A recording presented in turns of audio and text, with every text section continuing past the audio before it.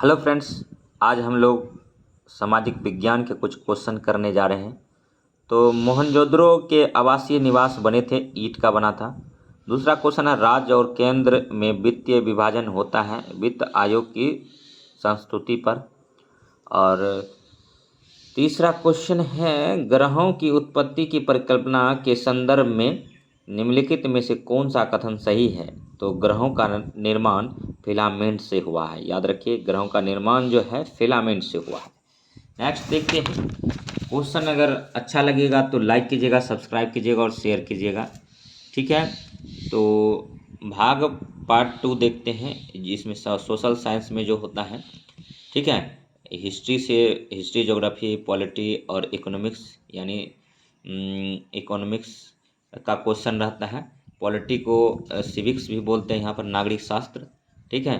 तो चलिए देखते हैं, वो पॉलिटी का ही पार्ट होता है सिविक्स। तो सिविक्स का क्वेश्चन देखेंगे यहाँ। वर्तमान में सिंधु घाटी का उपयुक्त नाम क्या होना चाहिए था। सिंधु घाटी सभ्यता, द्रविड़ सभ्यता, कालीबंगा सभ्यता, हड़प्पा सभ्यता। सिंधु घाटी सभ्यता को हड़प्पा सभ्यता के नाम से जानते हैं। वेदांग की कुल संख्या कितनी है। तो जानते हैं, वेद 4 है, महाकाव्य 2 है, रामायण और महाभारत। तो वेद को समझने के लिए वेदांग लाया गया था, जिसकी संख्या 6 है। सामवेद ग्रंथ है, मंत्रों का है। और नेक्स्ट जो है, महात्मा बुद्ध ने अपना पहला धर्म उपदेश दिया था तो सारनाथ में दिया था। इसी को ऋषिपत्तनम बोलते हैं। मृत्यु कुशनारा यूपी में हुआ था। और जन्म महात्मा बुद्ध का लुम्बिनी नेपाल में हुआ था। और ज्ञान बोध गया पीपल वृक्ष के नीचे हुआ था। निरंजना फल्गु नदी के तट पर हुआ था। और निरंजना और फल्गु नदी जो बहती है गया में बहता है, याद रखिए, बोध गया में बहती है। और 6 नंबर क्वेश्चन है कि महात्मा बुद्ध की शिक्षा पहले संग्रहित की गई थी त्रिपिटक में। और नेक्स्ट है, जैन धर्म के संस्थापक कौन थे। तो महावीर थे। 24वें तीर्थंकर महावीर हुए। महावीर का बचपन का नाम वर्धमान था, ठीक है। महावीर के माता का नाम त्रिशला था, पूछा जाता है। महावीर की पुत्री का नाम उन्नेजा प्रदर्शनी थी। महावीर का दामाद का नाम जमाली था, ठीक है। उसके बाद फिर महावीर के बड़े भाई का नाम नंदीवर्धन था। और नेक्स्ट देखेंगे, ठीक है। महावीर का जन्म हुआ था कुंडग्राम में। मेगास्थनीज की पुस्तक लिखी है इंडिका मेगास्थनीज की पुस्तक है। 10 नंबर क्वेश्चन देखेंगे। सब छोटे छोटे क्वेश्चन जो अति महत्वपूर्ण हैं, यही क्वेश्चन आपको सिली मिस्टेक करवाता है। जहाँ से पढ़ते हैं पढ़ते रहिए, लेकिन हमारे साथ बने रहिए। गुप्त काल में चीन भारत में आयात किया जाता था रेशमी कपड़े। स्मृतियों के आधार पर कितने प्रकार के विवाह निश्चित हैं। तो 8 प्रकार का विवाह होता है, ठीक है। ये भी याद रखेंगे। 12 नंबर क्वेश्चन है कि मेगास्थनीज ने भारतीय समाज को कितने भागों में विभाजित किया। तो 7 भागों में किया था। मेगास्थनीज ने भारतीय समाज को इंडिका में 7 भागों में विभाजित किया है, ये भी याद कीजिएगा, ठीक है। चोल शासन की प्रमुख विशेषता क्या थी। तो स्थानीय स्वशासन था। यूपीएससी प्रीलिम्स में पूछा गया था, इंपॉर्टेंट क्वेश्चन है, इसको नोट कर लीजिए। 14 नंबर क्वेश्चन है, शून्यवाद का व्याख्याकार था, नागार्जुन था, ठीक है। अब देखिए, भारत का आइंस्टीन किसको बोला जाता है। तो नागार्जुन को ही बोला जाता है। 15 नंबर क्वेश्चन, लुकुलिस के किस मत के प्रवर्तक थे। तो पाशुपत के थे। 16 नंबर क्वेश्चन, राधा एवं कृष्ण की भक्ति को लोकप्रिय बनाने वाले वैष्णव संत हैं, चैतन्य हैं, ठीक है। उसके बाद देखिए 17 नंबर पर, मोहम्मद बिन तुगलक ने किस विभाग की स्थापना की थी। तो अमीर कोही का रचना किया था। कृषि विभाग होता था ये, ठीक है। मोहम्मद गौरी ने किस युद्ध में पृथ्वीराज चौहान को हराया था। तो मोहम्मद गौरी ने पृथ्वीराज चौहान को 1191 में मोहम्मद गौरी को जो पृथ्वीराज चौहान ने है 1191 में हराया था, तराइन का प्रथम युद्ध में।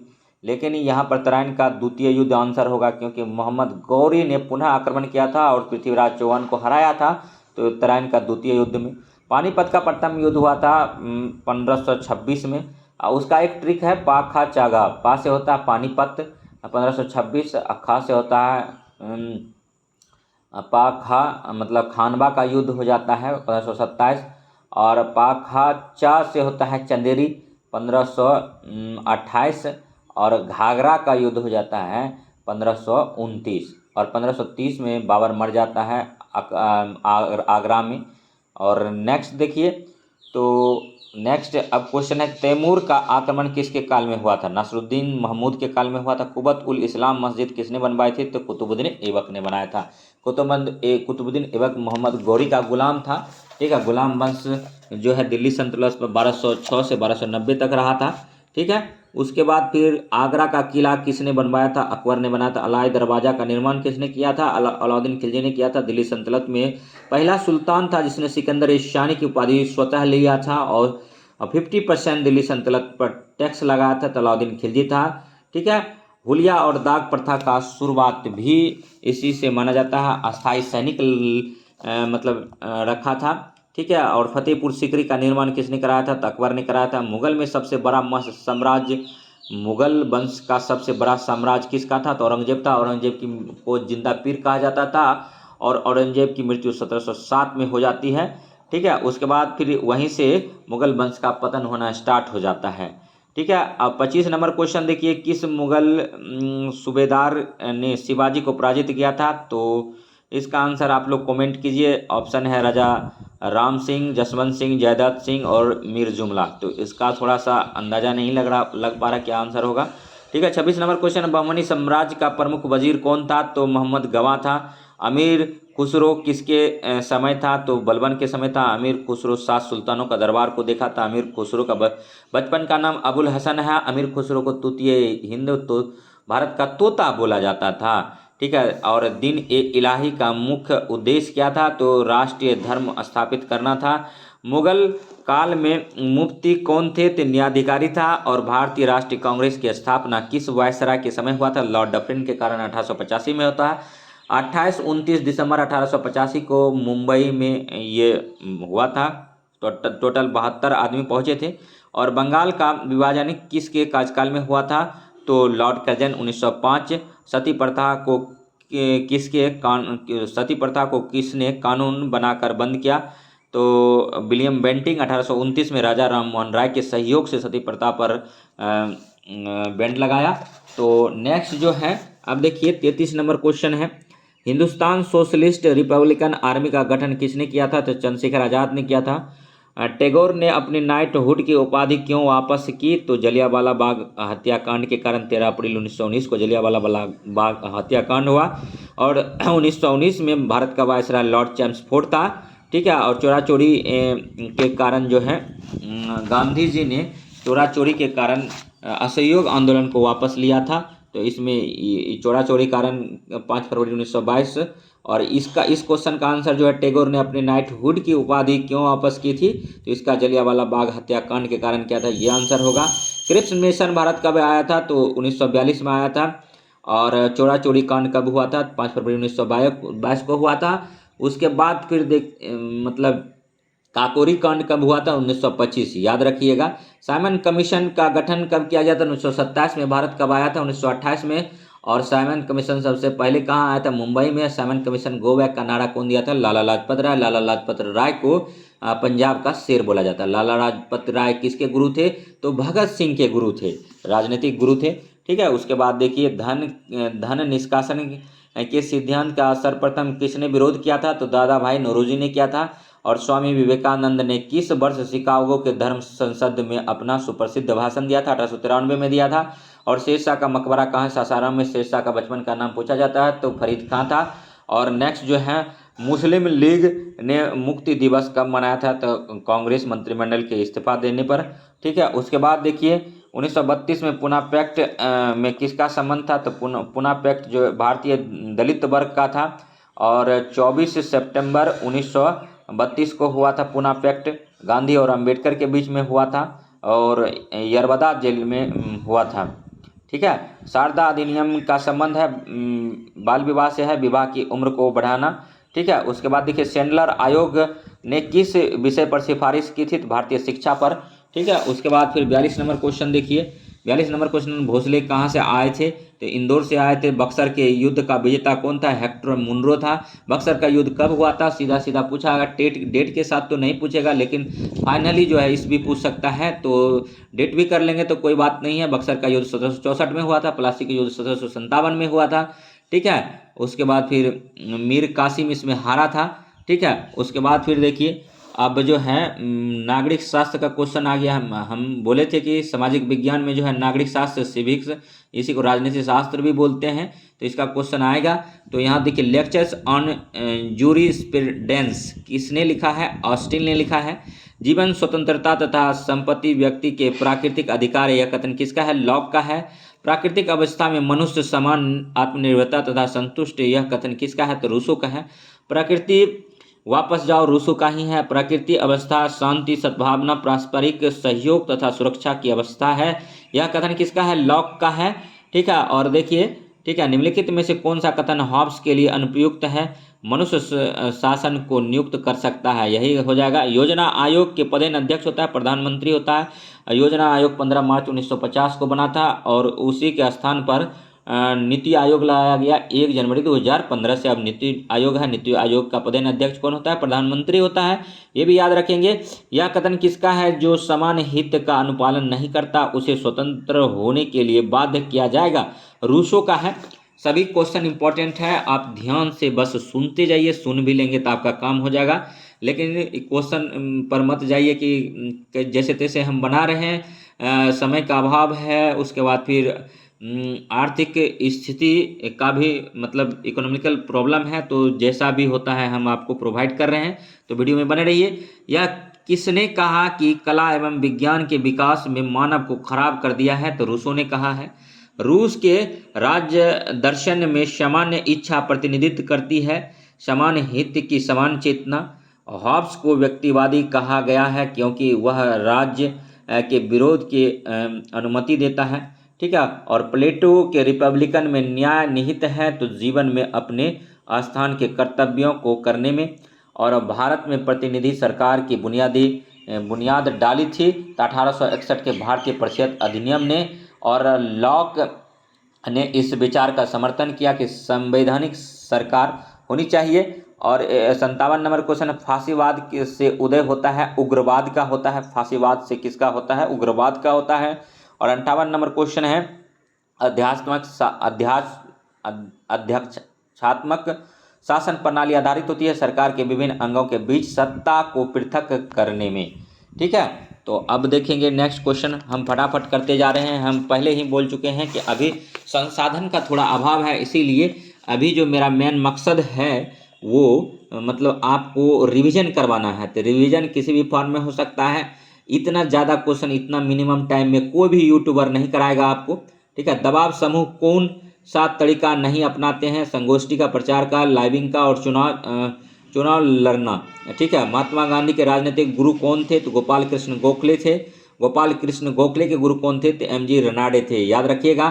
ठीक है, और नेक्स्ट है, प्लेटो ने साम्यवाद और आधुनिक साम्यवाद में समता है क्योंकि दोनों व्यक्ति की तुलना में राज्य एवं समाज को अधिक महत्व देते हैं, और देना भी चाहिए। राज्य और समाज को बहुत महत्व देना चाहिए क्योंकि व्यक्ति का निर्माण समाज से होता है, समाज का निर्माण व्यक्ति से नहीं होता। दोनों एक ही सिक्के के दो पहलू हैं। ठीक है, और ये अरस्तु ने कहा था। निम्नलिखित में से कौन राज्य को वर्ग शासन का परिणाम तथा उपकरण मानता है? मार्क्स। ट्रीटाइजेज ऑन सिविल गवर्नमेंट के लेखक हैं, लॉक हैं। ठीक है, और किसने कहा था कि राजनीति को आध्यात्मिक रूप देना चाहिए? तो महात्मा गांधी। थोड़ा सा यहाँ पर क्वेश्चन टफ लाए हैं दोस्तों। एक बात हम कहना चाहते हैं कि BPSC एग्जाम ले रहा है तो थोड़ा सा अगर अपना स्टैंडर्ड उठा दिया तो आपको परेशानी हो जाएगी। किसे भारत का महावृद्ध व्यक्ति कहा जाता है? दादा भाई नौरोजी को कहा जाता है। एक बात और हम कहना चाहेंगे कि BPSC एग्जाम ले रहा तो ये ऑप्शन रखेगा, और उन्होंने बोला है कि NCERT SCERT पढ़िए, और दोनों में बहुत कन्फ्यूजन है, डेट का कन्फ्यूजन है। हम दोनों का गहन अध्ययन कर रहे हैं, तो NCERT कुछ और कहता है, SCERT कुछ और कहता है। तो अब समस्या आती है कि अगर SCERT को फॉलो करते हैं तो NCERT का तथ्य दोनों में थोड़ा सा कंट्राडिक्शन है कुछ कुछ सवाल में, वो भी हम सवाल लेकर आएंगे आपके सामने। ठीक है, कोई भी टॉपिक पढ़ेंगे तो दोनों में रिलेट करके पढ़ेंगे, तभी आप समझ पाएंगे, अगर समझ बूझ विकसित हो गई है तो। लेकिन अब ये तो ओपन वैकेंसी हुआ, अदर स्टेट वाले भी आएंगे, उनका ज़्यादा फोकस NCERT पर रहता है। तो और NCERT को सुप्रीम कोर्ट और हाई कोर्ट भी तवज्जो देता है, तो इसीलिए जब मैटर फंसता है तो NCERT को आधार बेस बुक माना जाता है। तो NCERT को हम लोग निगलेक्ट नहीं कर सकते हैं, उसको UPSC भी मानता है। ठीक है, तो इसीलिए BPSC भी मानता है, तो इसीलिए दोनों को पढ़िए।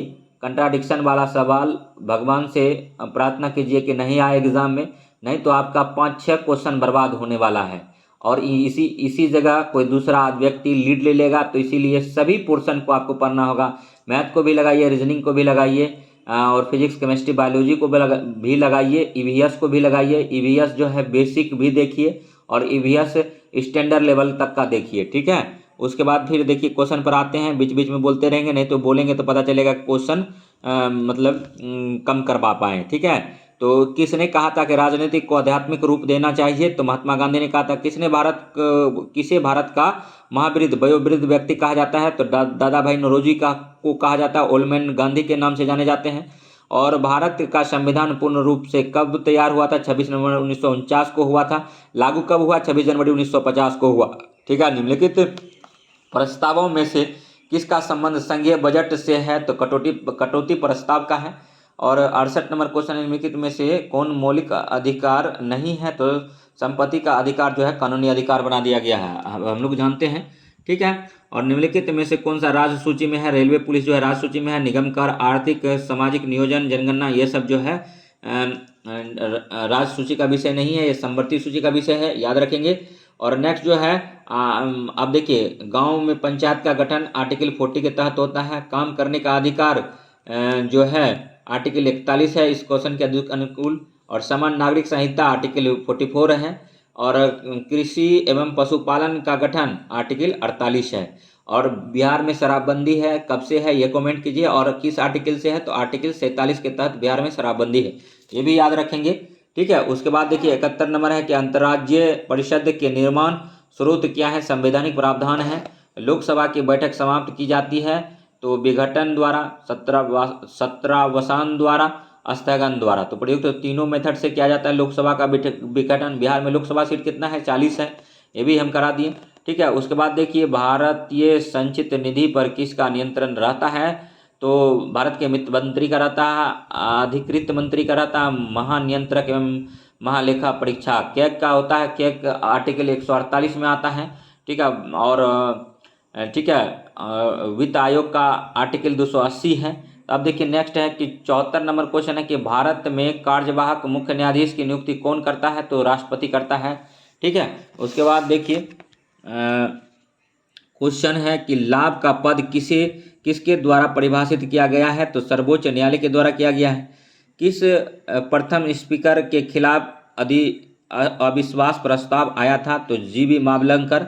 और पूछा जाता है कि प्रथम लोकसभा स्पीकर कौन था? जीबी मावलंकर ही थे, ठीक है। और महिला में अगर पूछा जाए तो मीरा कुमार थी, याद रखिएगा, ठीक है। उसके बाद देखिए क्षेत्रीय परिषदों का सृजन हुआ था संसदीय कानून द्वारा हुआ था। निम्नलिखित में से कौन सा अपने पद की शपथ नहीं लेता? लोकसभा अध्यक्ष। और नेक्स्ट है 79 नंबर, संसद सदस्यों की अयोग्यता से संबंधित का विनिश्चय किसके द्वारा किया जाता है? तो राष्ट्रपति द्वारा किया जाता है। प्राक्कलन समिति की जुर्वा बहन किसे कहा जाता है? अति महत्वपूर्ण क्वेश्चन है, हर एक एग्जाम में पूछा जाता है, यहाँ पर भी पूछे जाने की संभावना अति हो जाती है। तो प्राक्कलन समिति का जुर्वा बहन किसे कहते हैं? तो लोक लेखा समिति को कहते हैं। प्राक्कलन समिति को जुर्वा बहन कहते हैं तो लोक लेखा समिति को कहते हैं। किसका संवैधानिक प्रावधान नहीं है? योजना आयोग का, ठीक है। वित्त आयोग आर्टिकल 280 के तहत गठन होता है, राष्ट्रपति गठन करता है। निर्वाचन आयोग का आर्टिकल 324 से 29 है, इसका भी जो मुख्य निर्वाचन आयुक्त है राष्ट्रपति करते हैं। लोक सेवा आयोग 315 आर्टिकल के तहत किया जाता है, यूपीएससी। और यूपीएससी का अभी अध्यक्ष कौन है? तो मनोज सोनी है। और बीपीएससी का भी जो किया जाता है उसका गठन भी 315 के तहत ही किया जाता है, आर्टिकल याद रखेंगे। और 312 आर्टिकल है, अखिल भारतीय सेवाओं से संबंध है इसका, ठीक है। और 82 नंबर देखिए राज्यों एवं संघ के बीच तथा केंद्र के बीच कर बंटवारा किसके द्वारा किया जाता है? तो वित्त आयोग का गठन 5 वर्ष के लिए किया जाता है, ठीक है, राष्ट्रपति करते हैं। और देखिए 83 नंबर क्वेश्चन आ गया, निर्वाचन आयोग का निर्वाचन का उल्लेख अनुच्छेद 324 में है। और 84 नंबर क्वेश्चन देखिए कि केंद्र एवं राज्य संबंध की व्यवस्था को किस देश के संविधान से लिया गया है? तो कनाडा से लिया गया है। नेक्स्ट जो है पहली बार पिछड़ा वर्ग आयोग कब गठन किया गया था? 26 जनवरी 1953 को किया गया था। अब भूगोल का क्वेश्चन है कि मौसम की अधिकतर घटनाएं होती है तो क्षोभ मंडल में होता है। निम्नलिखित में से कौन सा कथन सत्य है? शांत केंद्र चक्रवात की चक्षु है, सही है। उसके बाद फिर देखिए क्षोभ मंडल का जो मतलब औसत ऊंचाई होता है 13 किलोमीटर होता है, लेकिन इसका जो रेडियस होता है 8 से 18 किलोमीटर होता है। याद रखेंगे क्षोभ मंडल में सभी प्रकार की मौसमी घटनाएं होता है। और समताप मंडल जो है इसमें ही एरोप्लेन उड़ता है। समताप मंडल में ओजोन परत पाया जाता है। ओजोन परत की मोटाई को हम लोग डॉप्सन यूनिट से मेजर करते हैं। तो ओजोन गैस का सूत्र O3 होता है, इसको भी याद रखेंगे। और नेक्स्ट कथन 88 नंबर क्वेश्चन देखेंगे। नाथपा झाकरी परियोजना जो है हिमाचल प्रदेश में है, ठीक है। नाथपा झाकरी परियोजना हिमाचल प्रदेश में है, याद रखेंगे। और इसमें से देखिए सिक्किम जो पुनर्जैविक राज्य है, अरुणाचल प्रदेश जो है सबसे पहले सूर्य की किरण अरुणाचल प्रदेश में, और नामदफा टाइगर प्रोजेक्ट जो है अरुणाचल प्रदेश में है। और नेक्स्ट दिबांग, ठीक है, कमेंट कीजिए कहाँ पर है। उसके बाद असम में जो है ब्रह्मपुत्रा नदी बहती है, ठीक है। और असम काजीरंगा नेशनल पार्क जो है एक सिंह गेंडा के लिए प्रचलित है। काजीरंगा असम में है, ठीक है, ये भी याद रखेंगे। और पवन द्वारा उड़ाए गए बालू कणों में पारस्परिक रगड़ किया जाता है, सन्नी घर्षण कहलाती है। अमेजन बेसिन में किस प्रकार की वर्षा होती है? तो संवहनीय वर्षा होती है, याद रखेंगे, ठीक है। उसके बाद फिर जो भी क्वेश्चन है अति महत्वपूर्ण है, तो आप हमारे साथ जुड़े रहिए, ठीक है। हम लोग जो है लेवल को उठाएंगे। निम्नलिखित में से कौन सी सही है? कटक एवं बेसिन स्थलाकृति महासागरीय नितल की विशेषताएं हैं। चाय की खेती के लिए निम्नलिखित में से कौन आवश्यक है? अधिक वर्षा के साथ ढालों पर अच्छी प्रवाह। अब देखिए 93 नंबर क्वेश्चन है। निम्नलिखित में से कौन सही है? तो ट्रांस पैसिफिक मार्ग दूरी में सबसे कम है, ठीक है। उसके बाद देखिए भूमि सुधार व्यवस्था करता है, तो सिंचाई के साधन नलकूप, पक्के तालाब, जल संग्रह। हम बोले थे कि थोड़ा सा जो क्वेश्चन का लेवल है उठाएंगे, तो देखिए क्वेश्चन थोड़ा सा अब टफ हो रहा है। लोएस का जवाब किया जाता है तो पवन द्वारा किया जाता है। ये सब क्वेश्चन जो है अति महत्वपूर्ण क्वेश्चन है, लेकिन थोड़ा सा हार्ड लगेगा। अगर जान जाएंगे तो ईजी होगा, एग्जाम में आएगा तो बहुत ईजी और प्रसन्नता होगी। 96 नंबर क्वेश्चन है। निम्नलिखित सेलों में से कौन सा सेल अप्रवेश है? तो ग्रेनाइट है। मध्य प्रदेश में काली मिट्टी के क्षेत्र का बाहुल्य कहा जाता है, तो मालवा है। बद्दू मूलतः है पशुचारक है। प्राकृतिक रबर का अग्रणी उत्पादक है, थाईलैंड है। देखिए जैसे कि कुछ बच्चा बोलते हैं, कुछ स्टूडेंट बोलते हैं, बीपीएससी टीचर का जो है पेरेंट्स कि कमेंट आता है तो हम पढ़ते हैं कि सर अब जो है ना टफ हो जाएगा। वाकई में अब टफ हो जाएगा, क्योंकि देखिए पहले सपोज दैट मानिए कि कोई बच्चा जो है मतलब जनरल में 60 नंबर लाता था, ठीक है, तो 60 नंबर पर उसका हो जाता था। लेकिन अब होगा क्या कि ओबीसी वाले जो हैं, जो कुछ बच्चे हैं वो स्कोर करेंगे, ईबीसी वाले करेंगे स्कोर, उसके बाद एससी एसटी वाले करेंगे, ठीक है। तो जो भी कैटेगरी का है स्कोर वो कर देंगे मैक्सिमम। तो उसको पहले क्या था कि वो जनरल से फाइट कर देते थे और जनरल से उसका हो जाता था जॉब। लेकिन अब क्या है कि उसका जो है अपना कैटेगरी से होगा और कितना भी उठाएं, तो इसीलिए एक अनुमान लगा जाता है कि अदर स्टेट के आएंगे और अंधाधुन जो है वो मेहनत करके आएंगे, ठीक है, और करते भी हैं। जैसे खास करके इलाहाबाद प्रयागराज के स्टूडेंट हैं, उसके बाद जो दिल्ली में रहते हैं अच्छे अच्छे संस्थान से पढ़ के आएंगे, ठीक है, जिसका बैकग्राउंड बहुत स्ट्रांग होगा, ठीक है, और जो कि अच्छे स्कूलों से पढ़ के आए होंगे, जिसका बेसिक क्लियर है, ठीक है, तो वो सब यहाँ पर निशानदेह स्कोर करेंगे। और ऐसा नहीं है कि जो यूपीएससी बीपीएससी की तैयारी करते हैं वो बीएड नहीं किए हैं, वो भी बीएड कर लिए। और बीएड किस प्रकार होता है सभी जानते हैं। कुछ जगह है बीएड इतना हार्ड होता है कि वहाँ पर आप पास भी नहीं कर पाएंगे, जैसे हरियाणा लाइक, ठीक है। उसके बाद बिहार में भी कुछ टफ हुआ है, ठीक है, कुछ यूनिवर्सिटी हैं। बाकी और अन्य जगह तो कैसे होता है आप लोग समझ ही पा रहे हैं, तो उस सबको अब दिक्कत होने वाला है, इसलिए पढ़ लीजिए। उद्योगों के स्थानांतरीकरण का सिद्धांत प्रतिपादन किया है, वेबर ने किया है। विश्व में सोयाबीन का सर्वाधिक उत्पादन करने वाला देश है, तो संयुक्त राष्ट्र अमेरिका है। और एक बात है कि जो सीटेट पास कर गए थे, तो सीटेट पास करने के पीछे एक बहुत बड़ा रोल था कि उस पर 2-3 चैनल है जो कि कंपाइल करके अपने सिलेबस को रख दिया, और वो बहुत शॉर्ट सिलेबस था, उसी में काम हो जा रहा था। लेकिन वो यहाँ पर बीपीएससी एग्जाम ले रहा है, तो यहाँ ऐसा कुछ नहीं है। यहाँ उन्हीं छात्रों को बहुत ज़्यादा फायदा होगा जो बहुत मेहनत करेंगे, या फिर जो पहले से किसी न किसी कंपटीशन का तैयारी कर रहे हैं। जो मैथ बनाते हैं, जो रीजनिंग बनाते हैं, जिनका जीके जीएस अच्छा है। टोटल जीके जीएस की बात करें तो 14 सब्जेक्ट यहाँ पर पढ़ना पड़ रहा है। इसके अलावा करेंट, उसके बाद करंट अफेयर्स हैं, और करंट अफेयर्स से बिहार का करंट भी आपको देखना है, ठीक है। नेशनल और इंटरनेशनल करंट भी देखना है। और करंट, और दूसरी बात है कि बीपीएससी और बड़े बड़े एग्जाम में ये फिक्स होता है इस एरिया से इतना क्वेश्चन आएगा, इस एरिया से, लेकिन यहाँ कोई एरिया से फिक्स नहीं है। हो सकता है मैथ रीजनिंग बूम कर दे, या हो सकता है मैथ रीजनिंग जैसा प्रकृति रहा बीपीएससी का 10 ही क्वेश्चन पूछे तो दिक्कत हो जाएगा। तो इसीलिए सभी सेक्शंस जो जो बोला गया है सभी को फुलफिल कीजिए, और सभी को फुलफिल करने वाला एकमात्र यूट्यूबर हैं हम, ठीक है। सिर्फ मैथ रीजनिंग को अभी नहीं करा रहे हैं, बाकी आप देखिएगा। तो हम जैसे अभी सामाजिक विज्ञान का लाते हैं, सामाजिक विज्ञान एक टॉपिक लिख दिया है। सामाजिक विज्ञान के अंदर आपको जानना होगा, हिस्ट्री आता है, ज्योग्राफी आता है, और सिविक्स आता है, ना कि पॉलिटी आता है। पॉलिटी विस्तार रूप है, ठीक है। पॉलिटी यूपीएससी बीपीएससी में पूछा जाता है, लेकिन यहाँ पर भी पूछा जाएगा। बेसिक चीज़ें वही है, लेकिन थोड़ा सा लेवल डाउन करके पूछा जाएगा। तो चलिए, अब भाषण देने से कुछ नहीं होगा, क्वेश्चन पर आते हैं।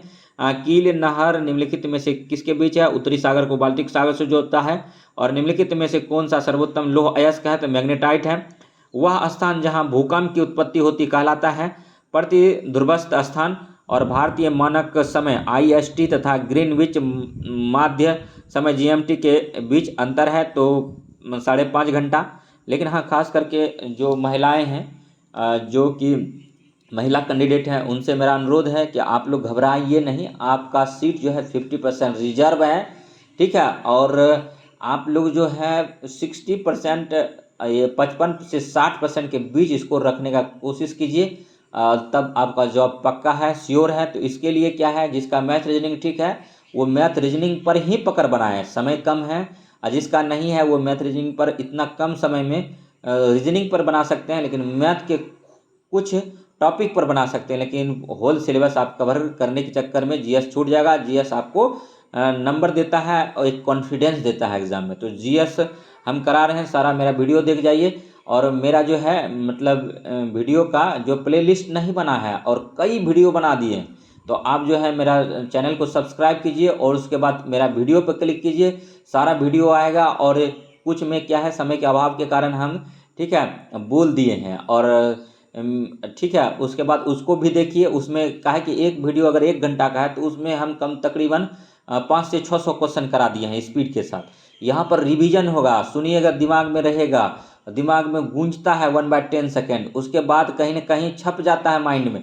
जब उसी को 2 महीना, 3 महीना, 4 महीना, जिसका याददाश्त तेज होता है उसको एग्जाम में भी क्लिक करता है, तब आप बोलेंगे नहीं सर सही बोल रहे थे, ठीक है। तो आइए नेक्स्ट क्वेश्चन करते हैं कि 106 नंबर क्वेश्चन है कि भारतीय मानक समय IST तथा ग्रीनविच माध्यम GMT के बीच अंतर है 5.5 घंटा का है, ठीक है। निम्नलिखित में से कौन सा सही क्रम है? इयोसीन, अलियोसिन, मायोसिन, प्लायोसिन, यही क्रम सही है। 108 नंबर निम्नलिखित में से कौन सा बाजार को प्रभावित नहीं करता है? तो चतुर्थ क्रिया करता है, प्रभावित नहीं करता है, बाकी करता है। 109 नंबर क्वेश्चन देखिए, ठीक है। अर्धचंद्राकार मरुस्थलीय आकृति किस नाम से जानी जाती है? तो बरखान के नाम से जानी जाती है। देखिए 110 नंबर क्वेश्चन है कि प्रवाल भित्तियों की उत्पत्ति के संबंध में डार्विन द्वारा प्रस्तुत किया गया सिद्धांत था अवतलन का सिद्धांत था। नेक्स्ट है 111 नंबर, निम्नलिखित में से कौन सा ब्लॉक पर्वत का उदाहरण है? तो वासजेस है, और फ्यूजियामा का है, जापान में है, ये भी देखिए, ठीक है। धरातल के नीचे पिघली चट्टान कहलाती है, मैग्मा कहलाती है। और मैग्मा जब जमता है तो वो बेसाल्ट चट्टान का आकार लेता है, और बेसाल्ट चट्टान के टूटने फूटने से क्या बनता है? ब्लैक सॉइल बनता है। ब्लैक सॉइल में ह्यूमस की कमी होती है, ब्लैक सॉइल में पानी सोखने की क्षमता अधिक होती है, अधिक दिनों तक नमी बनाए रखता है। और ब्लैक सॉइल जो है सूखती है तो फट जाती है, इसीलिए उसको स्वतः जुती हुई मिट्टी कहते हैं। और ब्लैक सॉइल में कॉटन का उत्पादन सबसे ज़्यादा होता है, ये भी आप जानिए। और वो कपास का उत्पादन सबसे ज़्यादा गुजरात और महाराष्ट्र करता है, और गुजरात महाराष्ट्र के क्षेत्र में ही मध्य प्रदेश के क्षेत्र में काली मिट्टी मिलती है। तो ये भी याद आप लोग रखिए, ठीक है। लेटेराइट मिट्टी में चाय की खेती होती है, ये भी याद रखिए। 113 नंबर क्वेश्चन, निम्नलिखित में से किस घाटी की लंबाई पृथ्वी की लंबाई की 1/6 है? तो पूर्वी अफ्रीका की भ्रंश घाटी। थोड़ा सा स्पीड हम रखते हैं ताकि मिनिमम टाइम में मैक्सिमम क्वेश्चन मेरा उद्देश्य है, ठीक है। 114 नंबर, निम्नलिखित युग्मों में से कौन सुमेलित नहीं है? टेलर नियतिवाद, और ऑस्ट्रेलिया के किस प्रांत में गेहूं की सर्वाधिक कृषि की जाती है? तो न्यू साउथ वेल्स किया जाता है। 116 नंबर क्वेश्चन है, किस क्षेत्र में कपास की कृषि तथा उसका उत्पादन नहीं होता है? तो मसूर। ठीक है। और नेक्स्ट है कि देखिए 17 नंबर मसूर ने मैसूर है। किस क्षेत्र में कपास की कृषि तथा उसका उत्पादन नहीं होता है? तो मैसूर में नहीं होता है। ठीक है। 117 नंबर, निम्नलिखित में से कौन सा वन आर्थिक दोहन का दृष्टि से सर्वाधिक उपयोगी है? कौनधारी है। और नेक्स्ट है 118 नंबर क्वेश्चन, भारत में किस राज्य में ज्वारीय ऊर्जा की सर्वाधिक संभावना है? तो गुजरात में है। ठीक है। उसके बाद देखिए 119 नंबर क्वेश्चन है, निम्नलिखित में से कौन सा घटना धरातल पर नहीं घटित होती है? तो भूकंप, सुनामीस। और देखिए 120 नंबर क्वेश्चन, पृथ्वी की परिधि का सर्वप्रथम मापन किसने किया था? तो एरिस्थोनीज ने किया था। और नेक्स्ट देखिए, ठीक है, उसके बाद विश्व प्रसिद्ध उद्योग किस्म की चाय का उत्पादन कहाँ किया जाता है? तो ताइवान में किया जाता है। और भारत में अगर विश्व की चाय, भारत में अगर पूछ जाए कि उत्कृष्ट चाय का उत्पादन कहाँ होता है? तो दार्जिलिंग में होता है। दार्जिलिंग कहाँ पड़ता है? वेस्ट बंगाल में पड़ता है। और चाय का पैदावार सबसे ज़्यादा जो है भारत में असम करता है। और बिहार का एग्जाम देने जा रहे हैं तो बिहार को भी जानना पड़ेगा। बिहार में 38 जिला है, तो पूछेगा 38 जिला में से कौन सा जिला है जो चाय का उत्पादन करता है? तो एकमात्र जिला जो है किशनगंज है। और चाय किस मिट्टी में होता है ये भी पूछा जाता है। तो चाय जो है, ठीक है, मतलब ये जो है चाय लेटेराइट मिट्टी में उत्पादन होता है अधिक, और उसके बाद पैदावार अधिक होता है। और चाय ढलान वाले क्षेत्रों पर लगाया जाता है, पठारी क्षेत्रों में लगाया जाता है। ठीक है, ये भी आप पढ़ेंगे अगर आप डिटेल में पढ़ेंगे। ठीक है। उसके बाद देखिए निम्नलिखित में से कौन सा युग्म सुमेलित है? खार्तूम नील नदी यही सुमेलित है। झूमिंग कृषि पद्धति निम्नलिखित में से किस प्रदेश में प्रचलित है? तो ये जो है पहाड़ी क्षेत्रों में प्रचलित है, खास करके नॉर्थ ईस्ट मतलब पूर्वोत्तर राज्य में प्रचलित है। ठीक है। उसके बाद देखिए आर्थिक भूगोल की प्रमुख परिभाषा में क्या समाहित है? तो आर्थिक कारकों का क्षेत्रीय वितरण प्रतिरूप। ठीक है। उसके बाद 125 नंबर क्वेश्चन देखेंगे, भौगोलिक विकास की जर्मन विचारधारा के अंतर्गत सम्मिलित नहीं है अप्रदन चक्र की संकल्पना। और 126 नंबर क्वेश्चन है, दक्षिण पूर्व एशिया में जनसंख्या केंद्रित है नदी घाटियों में ऊपरी भागों पर। और 127 नंबर क्वेश्चन है, निम्नलिखित में से कौन एशियान का सदस्य नहीं है? तो लाओस जो है एशियान का सदस्य नहीं है, जबकि थाईलैंड, फिलीपींस और ब्रुनई है। तो अब नेक्स्ट देखिए, नेक्स्ट क्वेश्चन है, ठीक है, अर्थशास्त्र का। तो वीडियो काफ़ी लंबा हो जाएगा, इसीलिए अर्थशास्त्र का करें कि छोड़ दें। देखते हैं अर्थशास्त्र में टोटल कितना क्वेश्चन है, और ये अति महत्वपूर्ण क्वेश्चन है। ठीक है। उसके बाद फिर चलिए करते ही हैं। ठीक है, थोड़ा वीडियो लंबा हो जाएगा, थोड़ा सा आप लोग अगर पढ़ लेंगे दबा के तो आपका काम बन जाएगा। भारत की सर्वाधिक साक्षरता का प्रतिशत पाया जाता है केरल में पाया जाता है। तो पूछा जाता है भारत में साक्षरता दर कितना है? वर्तमान में 73% है, याद रखिएगा। लिटरेसी रेट भारत का जो है 73% है, और बिहार का पूछे तो 61.08% है। ये करंट का भी क्वेश्चन हम कराते जा रहे हैं। अब पूछेगा कि भारत का क्षेत्रफल कितना है? 32,87,263 वर्ग किलोमीटर है।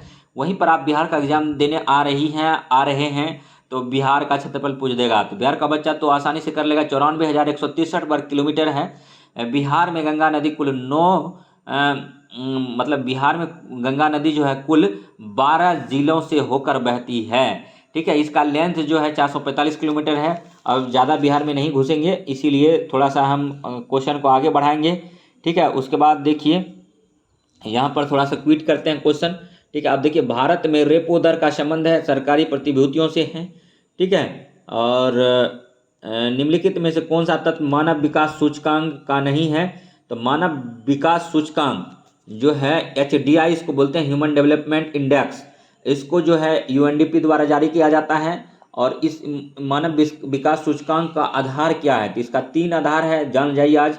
स्वास्थ्य है, शिक्षा है, प्रति व्यक्ति आय है। इसके अलावा जो है, ठीक है, मतलब इसके अलावा भी एक है कि प्रत्यास्था। ठीक है। तो अब नेक्स्ट देखेंगे क्वेश्चन। ठीक है, कि जनांकिक संक्रमण सिद्धांत में जनसंख्या की आदर्श वृद्धि दर प्राप्त की जाती है 3य चरण में। ठीक है। उसके बाद फिर देखिए 138 नंबर क्वेश्चन है, वह वक्र जो कर की दर एवं कुल कर आय के संबंध को दर्शाता है लॉफर वक्र कहलाता है। अति महत्वपूर्ण क्वेश्चन है ये। ठीक है। हेक्सर ओहलीन सिद्धांत के अनुसार दो देशों के बीच व्यापार होने का कारण है साधन संपदा में विभिन्नता। और नेक्स्ट है कि भारत में सहकारिता की अवधारणा 1904 में प्रारंभ की गई थी, कृषि साक्ष्य। ठीक है, उसके बाद फिर देखिए, ठीक है, उसके बाद फिर आपको 2000, देखिए एक चीज़ और हम कहना चाहेंगे, आपको एक ही एग्जाम आप पास करेंगे तो जॉब मिल जाएगा, तो ये थोड़ा सा कुछ उटपटांग क्वेश्चन पूछेंगे, तो इसको भी आपको जानना जरूरी है। 2001 की जनगणना के अनुसार भारत का साक्षरता दर है तो 64.80 है, याद रखिएगा, पूरे भारत का है ये। वहीं पर अब आपको पूछ देगा कि 2011 की जनगणना के अनुसार भारत का साक्षरता दर कितना है, तो 73% है, 73%, 73%। बिहार का साक्षरता दर 2011 की जनगणना के अनुसार, ठीक है, 61.8%, 61.8%। ठीक है, उसके बाद देखिए, एक समोत्पाद वक्र एक सीधी रेखा होगी, यह उत्पत्ति के साधन है पूर्ण स्थानापन्न। ठीक है, उसके बाद फिर ये सब क्वेश्चन थोड़ा सा क्विट कर देते हैं और सरसरी निगाहों से एक बार आप लोग देख लीजिएगा। ठीक है, और जो क्वेश्चन हमको थोड़ा ठीक लगेगा वही हम कराएंगे। ठीक है, थोड़ा स्टैंडर्ड इसका हाई है क्योंकि ये सामाजिक विज्ञान टीजीटी लेवल का हम लोग करा रहे हैं, ट्रेन ग्रेजुएट टीचर का जो एग्ज़ाम होता है उस लेवल का है, तो इसीलिए थोड़ा सा हम बोले ही थे पहले आपको कि आपका लेवल उठाएंगे। तो निम्नलिखित में से कौन सा पुस्तक प्रोफेसर अमर्त्य सेन की नहीं है, तो इसमें जो है सामूहिक चयन एवं सामाजिक कल्याण उनका है, कल्याण एवं प्रबंधन है, प्रबंध, और एशियन ड्रामा नहीं है। हरित सकल राष्ट्रीय आय क्या होता है, तो जिसमें पर्यावरण क्षरण को भी सम्मिलित किया जाता है, तो यही आंसर है। और 151 नंबर का, पूर्ति अपनी मांग का सृजन स्वयं करती है, यह कथन किसका है, जे.बी. से का है। ठीक है, उसके बाद फिर देखिए भारत में ये भी क्वेश्चन क्विट कर देते हैं। ठीक है, उसके बाद फिर देखिए ये सब भी थोड़ा सा, हाँ ये जान जाइए, ये क्वेश्चन अति महत्वपूर्ण है। गिनी गुणांक माप है तो आय वितरण की असमानता का। देखिए समय के अभाव के कारण से हम लोग छटनी नहीं कर पाए। ठीक है, उसके बाद फिर अगर बोर्ड पे पढ़ाने लग जाएं तो अभी टाइम का बर्बादी होगा। ठीक है, उसके बाद फिर आप सुनते जाइए, विश्वास रखिए, निसंदेह आपका एग्ज़ाम निकलेगा। आप तैयारी किसी से भी कीजिए लेकिन उस पर थोड़ा सा विश्वास रखिए, ट्रस्ट कीजिए। ठीक है, सामान्य लाभ एक अंग है सुनिहित लागत का। ठीक है, जो हम बोल रहे हैं उसी पर खास ध्यान देना है और बाकी सरसरी निगाहों से देख लेना है। ठीक है, तो उसके बाद फिर देखिए इकोनॉमिक्स का क्वेश्चन वैसे भी करंट बेस्ड आता है, जो बेसिक क्वेश्चन आने का संभावना था उसको हम करा दिए। अब नेक्स्ट सेक्शन देखते हैं, तो नेक्स्ट सेक्शन जो है अब फिर अर्थशास्त्र ही लाएंगे। ठीक है, तो वीडियो कैसा लगा कमेंट कीजिएगा। तो मिलते हैं नेक्स्ट वीडियो में, तब तक धन्यवाद। जय हिंद, जय भारत।